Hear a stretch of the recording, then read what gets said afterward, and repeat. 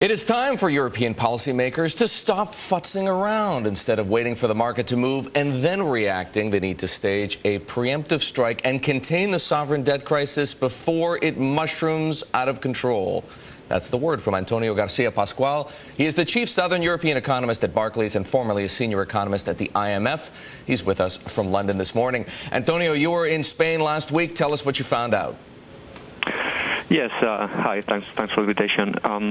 Basically, the two important problems I think is worth mentioning in Spain is that, indeed, rather than an issue of solvency, neither for the sovereign or the banking sector, we would argue actually, in fact, that both are solvent. It's an issue more of possibly of liquidity and investor sentiment.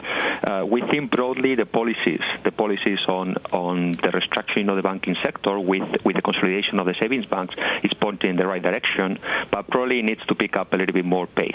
Okay. That is.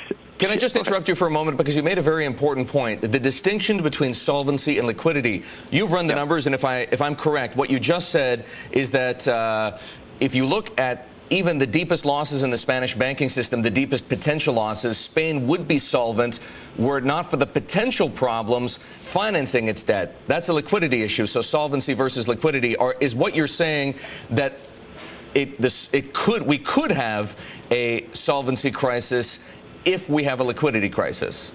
Yeah, these two are some ways thinly separated, and you are absolutely right. Our key point is that with debt levels in 2009 of 53%, and even after taking into consideration the banking sector recapitalization needs, the debt in Spain, even in a straight scenario, will not go beyond 80-85% debt to GDP, which is still within the EU average, even below the EU average. It is an issue of whether the market is going to be there in the near term.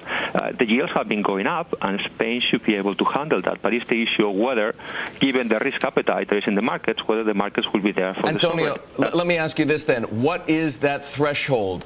What do bond yields have to be for it to become prohibitively expensive for Spain to finance its debt and for Spain to have a liquidity and then solvency crisis on its hands?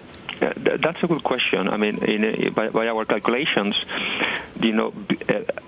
we think that Spain can manage debt sustainability even with, if another 100 basis points are added to current levels. So say if you see yields around 6.5–7%, Spain should be able to sustain that. Now, if this prolongs itself for a full year at those kind of levels, of course, then what is a sustainable situation can quickly become unsustainable.